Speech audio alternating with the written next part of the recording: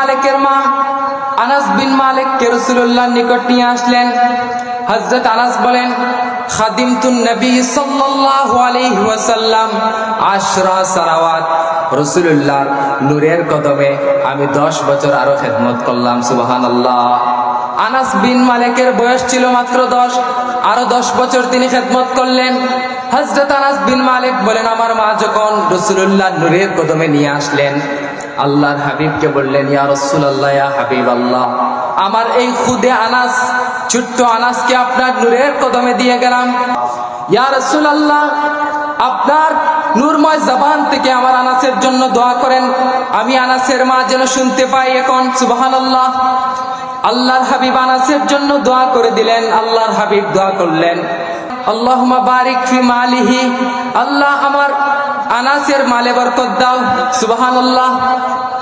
সুবহানাল্লাহ বলবেন না?